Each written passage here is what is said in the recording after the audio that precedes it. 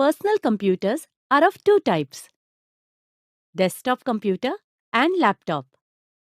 Let's see how does this computer looks like. This computer consists of some important parts. For example, this is the CPU. This is a monitor. This is a keyboard. And this is a mouse. The CPU is the brain of the computer. The CPU edits and saves different images, videos, and documents which we save on the computer.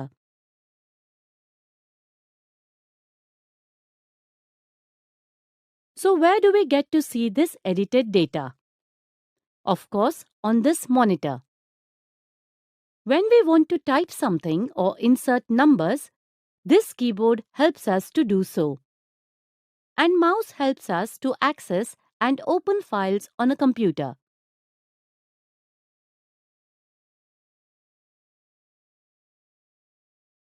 A mouse consists of 3 buttons: left click, right click, and a scroll button which is in the middle.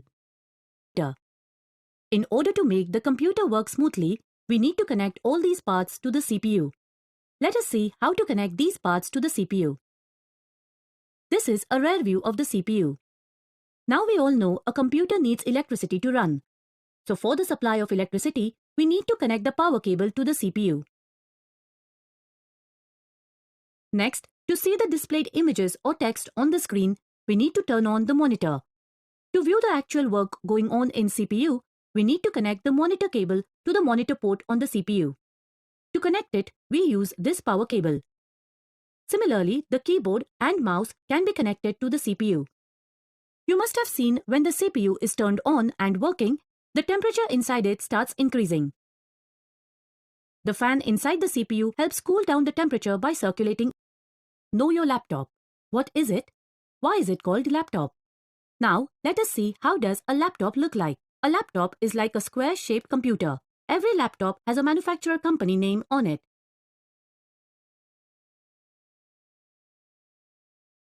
If you carefully look at it, you will notice that the laptop is slightly thicker near the hinges and narrower on the other side. We can open the laptop's lid from the narrower side. A desktop consists of monitor, CPU, keyboard, and mouse that together form a system. Similarly, a laptop has all this built-in system in one design. Now let us know why it is called a laptop. Here, lap means thigh. It is a portable and easily accessible computer that fits on the top of your lap. Hence, it is called a laptop. How to open the laptop lid? Earlier, we had seen that a laptop consists of built-in parts of a computer in this small box. You must have noticed that this laptop needs to be handled cautiously, as we are familiar that one side of the laptop has hinges, while the other side consists of a lid to open. To open this lid, pull and hold the lid with one hand and place your other hand on the base. Next, slowly and carefully pull the lid upwards. You can see the laptop is open. What do you see after opening the laptop lid? Now let us see various parts of the laptop. Do you know where the laptop's monitor is? Over here. It is also known as a screen. You can type the desired text using this keyboard. Instead of a mouse, you can use this touch-sensitive trackpad. It also consists of left and right-click buttons. You can use the trackpad similar to the scroll button function in the mouse. The colorful stickers that you see after opening the laptop shows the special features of the laptop. So next time when you open a laptop, do not forget to read them. On this side, you can see the laptop speakers. The laptop also has an inbuilt mic. The ports seen on both sides of the laptop are used to connect various devices to the laptop. So if you want to connect your headphones to the laptop, then here is its output and we can add input from here. The headphone is used for listening and the associated mic attached for voice commands. What's on the backside of laptop? Until now, we have seen all the parts of a laptop but could not see the CPU. This is because the CPU is placed at the base of the laptop. The laptop also has a battery that can be charged so that the laptop does not require a continuous power supply. This makes the laptop portable and easy to carry anywhere. Now this is the rear view of the laptop. Here you can see the ventilation for a laptop is carried out. Now in this laptop, you can see the battery is connected from outside, so it is easily removable.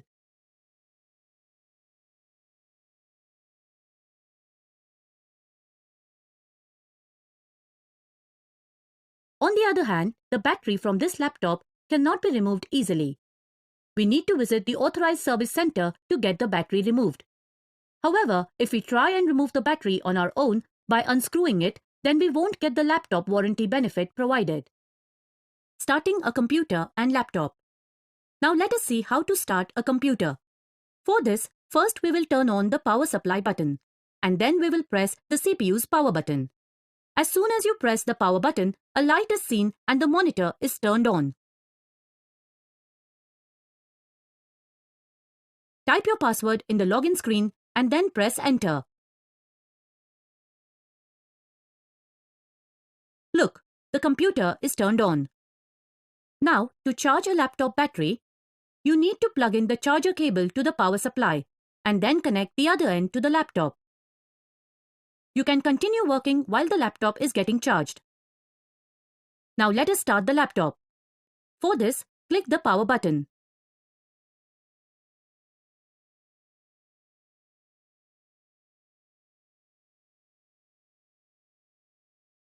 You can see our laptop is turned on. Phone. We often listen to various songs from the computer and also enjoy listening music from the videos. To do this, we need a headphone.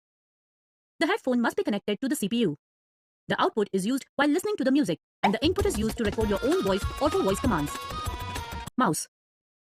As per your need, you can connect an external mouse to the laptop. You can control the cursor from the laptop using the external mouse as well as the laptop's trackpad. A USB dongle is used to connect a wireless mouse to a computer or laptop. After the mouse is connected, you can see a red light blinks from the bottom of the mouse. This means the mouse is now ready to use. Keyboard. You can also connect an external keyboard to the laptop when needed. The external keyboards are bigger in size, and so are the keys, which makes it convenient to use. When the external keyboard is connected to the laptop, we can enter data using the laptop keys as well as the external keyboard. Browser.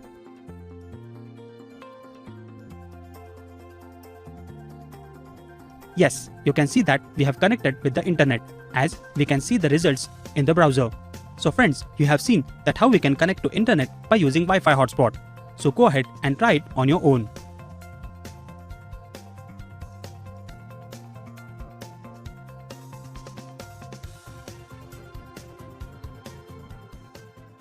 Let's learn how to operate an email account on your smartphone. In the smartphones, we have various apps either in folders or displayed directly. You can see that in this phone, there is a folder named Google that contains many applications of Google. Let's enable our Gmail account by tapping on Gmail icon. Now you will be prompted to login window. You can see here I have already logged in one of my account. So to enable a new account, we will tap on the photo icon. If smartphone is already logged in using multiple email IDs, it will display all the email IDs over here. Now we will select add another account. You can see setup email option. If you are logging in for the first time on your smartphone, you will be directly prompted to this setup page. We will select Google as we will log in into our Gmail account. We will now enter our email ID and then click next. We will be prompted to enter password. Let's type it. Since I haven't linked any mobile number to my email ID, it is giving me an option to add it. If you want to add it now, choose the option Yes, I am in and enter the mobile number you want to link with this email and continue. As of now, I do not want to add any mobile number, so we will simply select skip. Now the Google Terms and Services Agreement is getting displayed. Select I agree for adding your new account. Now you can see that new account has already been added and it's getting displayed here. We will choose our new email ID. This is inbox page and here all the receipt mails are stored. Click to see other options. Here all the mails of inbox can be seen under different categories like primary, social and promotions. Other options like star, snoozed, important, sent, scheduled mails, outbox, drafts, spam and bin are also here. All these options contain respective mails. Other options like calendar and contacts, which are a part of Google Apps, are also seen inside this. Now let's send an email to our friend. To do so, select the plus button on the right bottom. Now the compose window opens. We will enter the subject line and the body of the mail and will enter the email ID of the recipient. You can see our mail is being sent. As soon as it is sent, it will show the status as sent. You can see that the email which we have just sent is stored here. Let's learn how to reset password. Go to the settings menu, select email ID. If it is the only email ID linked on this phone, this option will not appear. You can see there are various options available under settings. We will choose manage your Google account. Various options of managing our account are divided into tabs like home, personal information, data and personalization, security, people and sharing, payments and subscriptions. Since we have to change our password, we will select the security option and tap on password. To continue, it is asking us to enter our current password. We will enter it and hit next. It is now asking us to enter our new password. We will enter a new password. It is always advisable to keep a strong password like combination of alphabets, numericals, symbols, and it must be at least 8 characters long. We will now confirm our new password by re-entering it again. Then click change password button.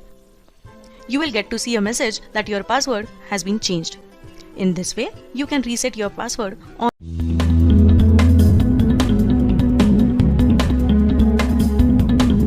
In modern times, it is almost impossible to get by without using a computer. Almost every activity requires using a computer or keyboard in one way or another. Even if your job doesn't require computer usage, you would need to use a computer from time to time in your personal life, for looking up information or emailing friends and relatives. In today's world, many forms need to be filled online. These might be relevant to government departments, banks, public services, applications to organizations, institutions, and various other domains. A large number of academic institutions require the use of computers for submissions of projects and assignments, agreements, legal documents, stamp papers, project reports, and many other documents need to have standard printing. The amount of time that we spend on computers is only going to increase as time goes by. Think about how much you can accomplish if you double your typing speed. Learning how to type properly can sometimes increase your typing speed by more than double. When you type in correct way, you'll be able to accomplish more tasks at home, at work, and have more time to do things that you enjoy the most. Maybe your increased productivity at work may even help lead to your next promotion. Webcam. If we need a camera while using the computer, then we need to attach a camera similar to this one. It is known as a webcam. Sometimes the webcam consists of LED lights which help light up things in low light. Now let us see how to connect a webcam to the computer. We can use the clip to hold the camera to the monitor and then connect its wire to the CPU. If you look closely, you can see a camera above the laptop screen and a light next to it. At the end of this assignment, you will be able to explain what is meant by a mouse and list the different mouse pointers. A pointing device is one with which you can control the movement of the pointer to select items on a screen. Pointing devices provide a comfortable interface with the system unit by accepting pointing gestures and converting them into machine-readable input. Examples of pointing devices include the mouse, joystick, touchscreen, light pen, and stylus. Almost every personal computer has a tool attached to it which is called a mouse. It is about the same size as a real mouse and has a wire or cable attached to the back of it.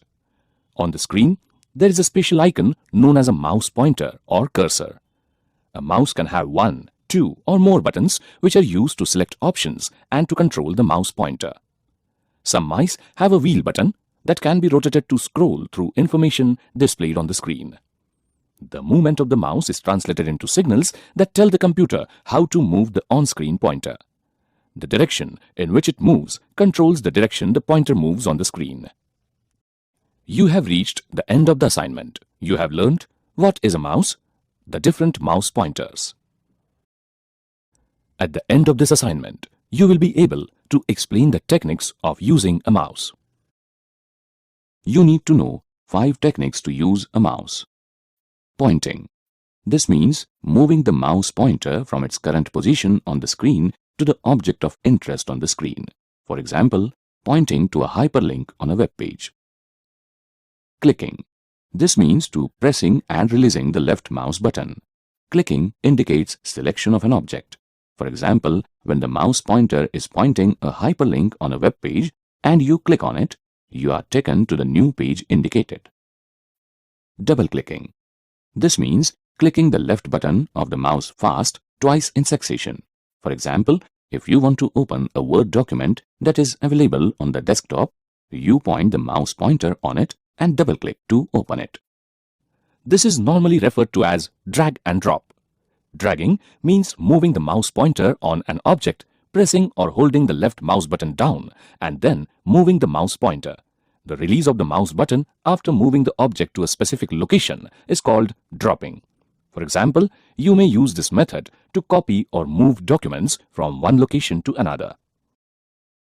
Right-clicking.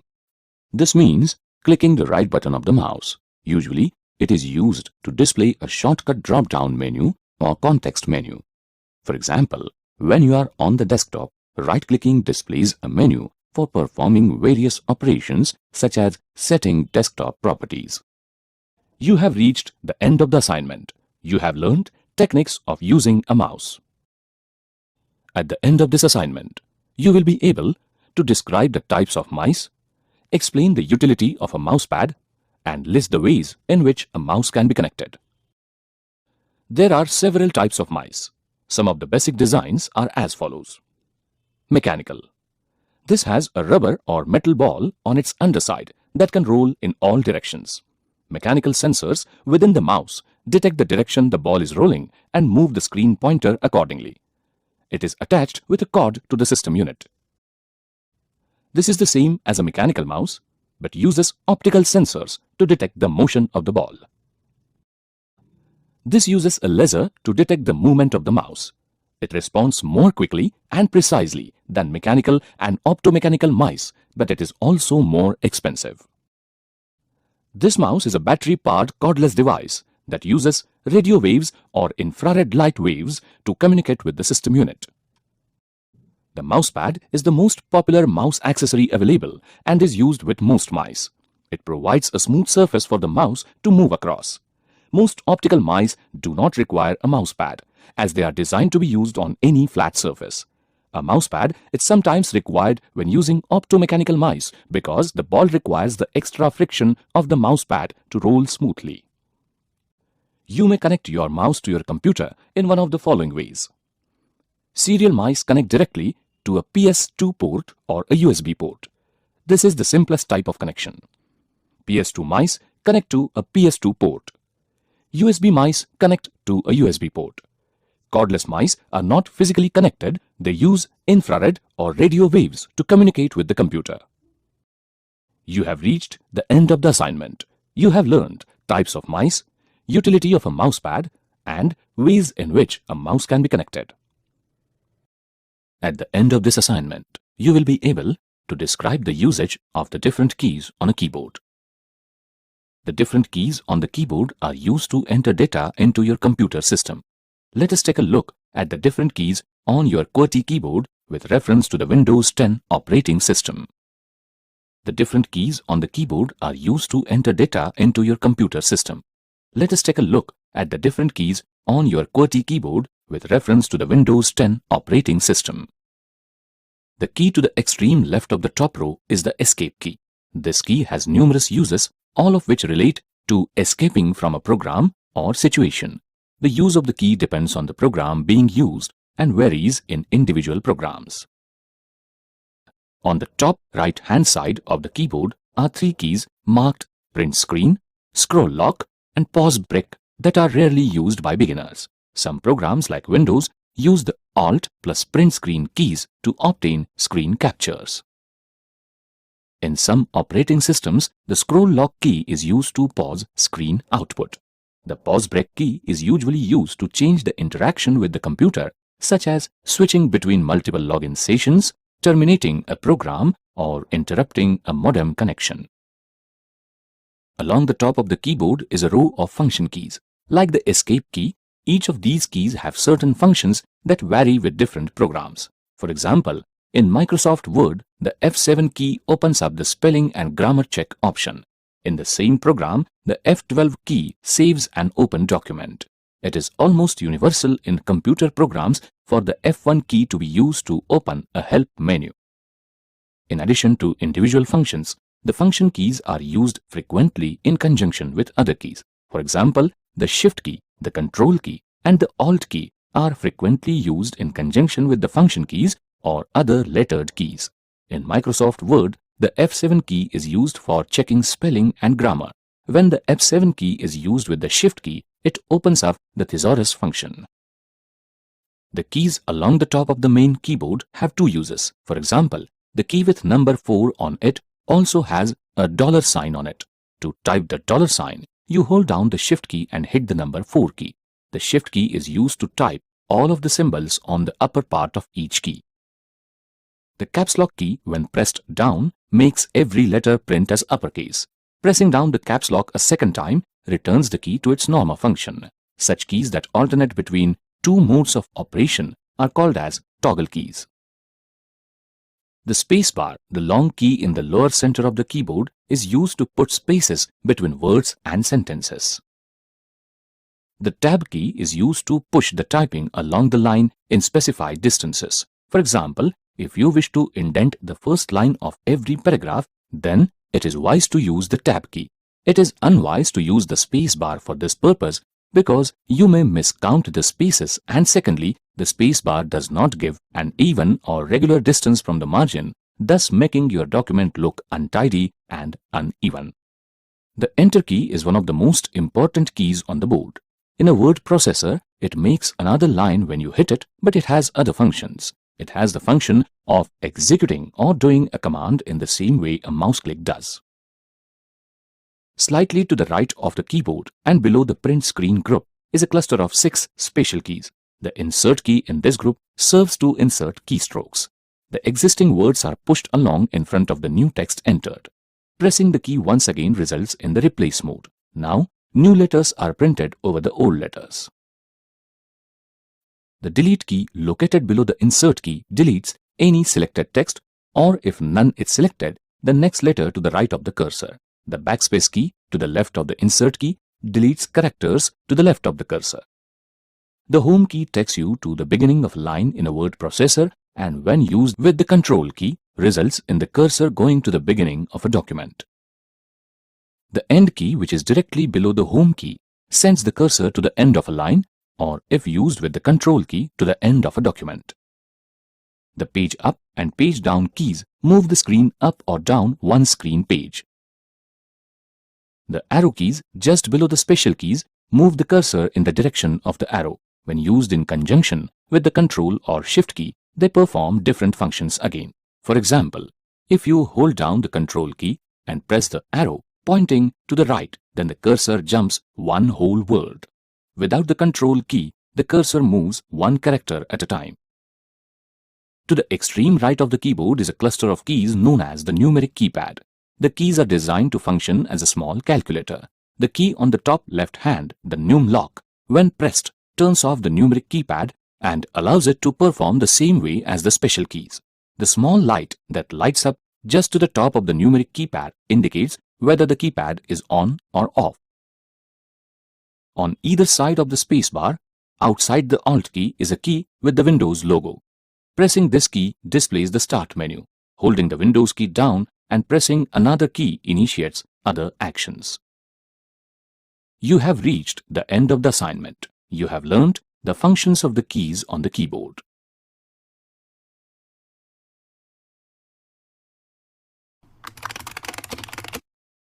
Oh.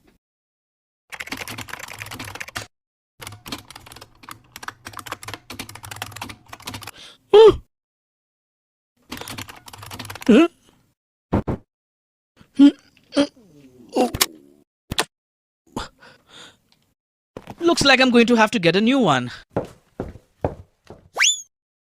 Dee, I think the monitor of the computer stopped working. Oh, I wanted to use it in the afternoon. No, don't worry. It appears Sid is getting a new one. Ah, that's so nice of him.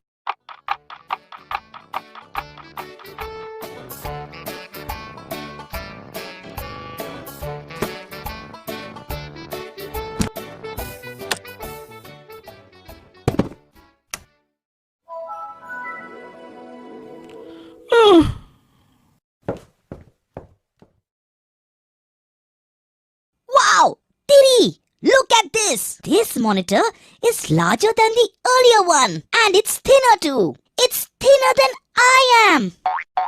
That's because you have been eating a lot and your stomach has become huge. Very funny, Diddy. Tell me, how do you think Sid decided on buying this one? Miri, there are a few things to consider while deciding to buy a computer. First tell me about how this is so thin. When computer monitors began, there were these big boxes which only had text and were black and white. That's so boring. That's why, Miri, later color computers came, but were almost the same in size. These type of monitors were called CRT or cathode ray tube monitors, just like old TVs. Let me guess. Then like LCDs in TVs, even monitors became LCD or liquid crystal display monitors? Absolutely, Miri. And the newest form are LED monitors, which use light-emitting diodes instead of a bulb behind LCDs. This gives a thinner size, richer colors, and better contrast.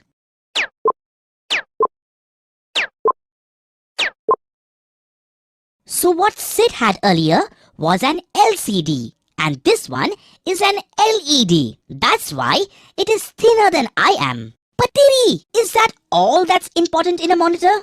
Of course not. There are 5 more things which are important while choosing the monitor. The first is the resolution. That means is a grid. How many pixels are put into the monitor. The higher the resolution, the better the image. Aha, go on. The next thing, which is so important, isn't something that was as consumers are given a choice about. It is the pixel pitch, which means the distance between 2 pixels. Yeah, the farther the pixels are, the image will lose its quality. The next thing is the refresh rate. That means how many times does the image on the computer refresh each second? I can't believe it. You mean to say that the image is being refreshed and we can't see the changes? Yes, Miri. It's being refreshed at least 75 times every second. That's called the frequency at which the computer operates. If the refresh rate is low, then we see a flicker on the monitors, which is troublesome to the eyes. But the high refresh rate ensures a smoother picture quality, especially if you are watching videos. I think size also matters. I mean, high resolution screen, which are large, feels nice to look at, like this new display. Yes, Miri, but ideally, there is an optimum size for each use. Just like you wouldn't put a huge TV in a small room, the size of the monitor has to be appropriate to the need. I agree with you. Anything bigger than this one will be too large for Sid. The final thing you should consider while buying a monitor is its aspect ratio, which is the ratio of its height to its breadth. Yeah, I know. The square ones, which were there earlier, used to be 4:3. Yes, and these ones are now 16:9. Yes, I know. They are fantastic to watch movies on. You can see it in widescreen, just like the theaters. Looks like this new monitor knows what I want to use.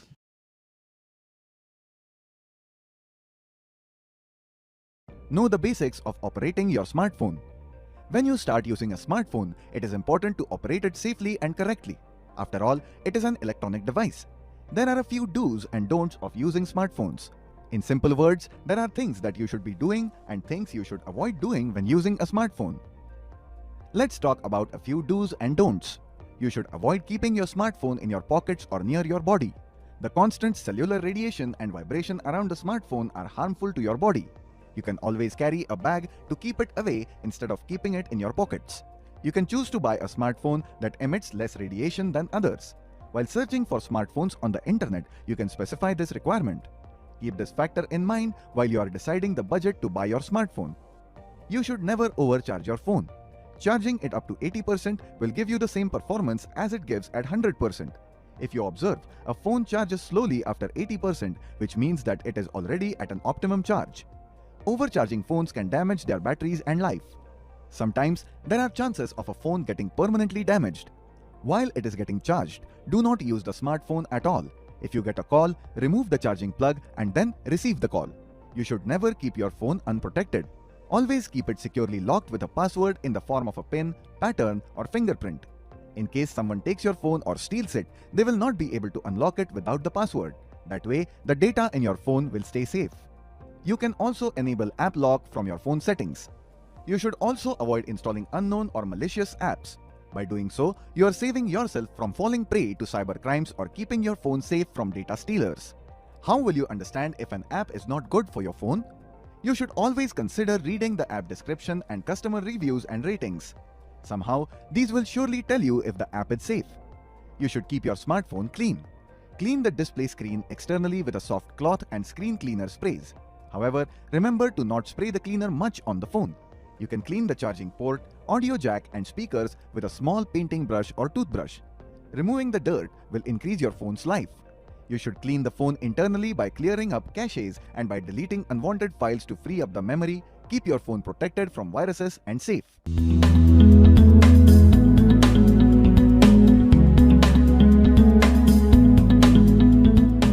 Using touchscreen efficiently. We know that every smartphone has a touchscreen. This touchscreen allows users to interact and perform actions. You can tap and tell the phone what is to be done. Similarly, there are touchscreen laptops. Yes, you can now use these laptops like your smartphones and perform computing tasks. There are various companies like Samsung, Xiaomi, Vivo, Apple that sell amazing touchscreen smartphones, and companies like Dell, Lenovo, Asus, etc. who sell amazing touchscreen laptops. How to use a touchscreen smartphone? Every smartphone has a touchscreen that allows users to interact and perform actions. You can tap and tell the phone what is to be done. Smartphones come in various sizes, thus the dimensions of every display screen are different. Here are a few smartphones with their sizes and screen dimensions. A laptop already has a touchpad and a keyboard attached to the body. So, why do you think it was necessary to include an advanced feature like a touchscreen in a laptop? As time goes by, the advancements in such machines provide more benefits like time saving and effortless use. If you think about it, by using touchscreen gestures, one can perform tasks faster than a mouse or touchpad. Also, there have also been laptop-cum-tablets in the market for a long time now. These two-in-one devices work wonders for artists. When you need to perform computer tasks, you can use it as a laptop, and when you just want to read, draw, or watch a movie, you can use it as a tablet. Apart from laptops, we also have amazing tablets and notes. A tablet is just like a smartphone but with a bigger display screen. Notes are advanced smartphones that have a stylus. A few such smartphones are the Samsung Note series. These phones are especially useful for taking notes when you are attending classes or seminars. Do you know what a stylus is? It is a pen that works on touch screens just like your finger works. As we know that a touchscreen does not respond to plastic or any such material, you must be wondering how a stylus works. The tip of the stylus is made of rubber or conductive foam that resembles a human finger or skin. Today, multiple smartphones come with styluses even if they are not the Note versions. Styluses are useful to draw and write like a pen. If you think you're an artist, then next time you can choose to purchase a phone with a stylus. A few retail shops also sell styluses that work on every touchscreen today. The touchscreen of a smartphone and tablet usually responds to the touch of fingers and stylus. It does not respond to plastic or any other material. A touchscreen responds to all the basic gestures such as single or double tap, long tap, pinching to zoom in or out, scrolling, etc. Let's take an example to understand what these gestures are. Here is a photo. When you single tap on it, it will display details. If you tap again, the details disappear. Double tapping on it will magnify it automatically. Pinching the photo in or out will magnify or reduce it manually. A long tap is when you touch the screen and hold it for more than 2 to 3 seconds. The long tap on the home screen will reveal additional functionalities. When you use double tap and long tap gestures, to complete the action, you may need to use a single tap gesture again. Scrolling is when you run a finger on the screen to go downwards, upwards, or sideways. By scrolling in the gallery, you will see the previous or new files. You can also use a 3-finger gesture to take a screenshot on a few smartphones. By the end of this activity, you should be able to explain the advantage of the internet, list different devices that help you connect to the internet, describe how to configure and activate an internet connection using a router or a modem. David wants to send some pictures he took for a photography project to his professor who is in another city. He's wondering how to do it, and suddenly it strikes him that he can send the pictures as an attachment in an email. There is no internet connection at home, so he activates the internet connection on his mobile number instead. He transfers the pictures from his computer to his mobile device and then mails them to his professor. Internet has truly revolutionized communication. Sharing information, networking, and keeping in touch with family as well as friends is what the internet defines today. Digital media and social networking have changed the algorithm of marketing also. There are various methods and devices that help you connect to the internet. You can activate the internet on your mobile phone just by calling your service provider and selecting an internet plan. For now, we will consider activating the internet using a data modem or a router. Let us now understand how to set up digital subscriber line or cable connection. To set up a digital subscriber line or DSL or cable connection, you first need an account with an internet service provider or ISP. For DSL, the ISP is usually a phone company. For cable, it is usually a cable network provider. You will also need a modem, a router, or a device that combines the two. Some ISPs provide these devices when you opt to use their service. Sometimes you might be required to buy the device yourself. When you have your modem and router or your combination device, either follow the instructions provided by your ISP or follow the steps as shown. Plug the device into an electrical outlet. You will now have to plug one end of a phone cord or cable into the wide area network port or WAN port of the device and the other end into the wall jack. You can label the WAN port as WAN, W-A-N. DSL users, please note that the DSL filter on the phone line should not be used. Now take the Ethernet cable and plug one end of it into the local area network or LAN port on the device and the other end into the networking port of the computer which you want to connect to the internet. The LAN port should be labeled LAN, L-A-N. This step can be skipped if you are connecting wirelessly through a Wi-Fi router. Start or restart the computer. Now let us learn how to connect to a network after the digital subscriber line or the cable connection is set up. You will first have to see the list of available networks. To see the list, click on the network icon. Click on the relevant connection. Now, click Connect. The Connect to a Network dialog box asks you to enter the security key. You can get this password from your service provider when you avail their service. Click on the Hide Characters checkbox to select it. Now, type the security key in the relevant field. Then, click OK. The Connect to a Network shows the progress. Once the computer is connected to the internet, the dialog box closes on its own. To confirm if you are connected to the internet, click on the network icon. You can see that your computer is now connected to the internet using the connection you just selected. If you want to connect to the internet while you are at work, ask your IT admin for the password. If you are in a public place such as a coffee shop, ask someone who works there for the password. You can click to select the Connect Automatically checkbox if you want to always connect to this network when in range. Let us look at the key learning takeaways. The internet has truly revolutionized communication. Sharing information, networking, and keeping in touch with family as well as friends is what the internet defines today. Digital media and social networking have changed the algorithm of marketing also. The internet can be installed by using various devices such as smartphones, tablets, routers, modems, data cables, dongles, and so on. A router or a modem is required to set up a cable connection or a digital subscriber line. You can either get a modem or a router from your service provider. You can even choose to buy one on your own. You can configure the internet connection from the setting option provided in your computer or mobile device.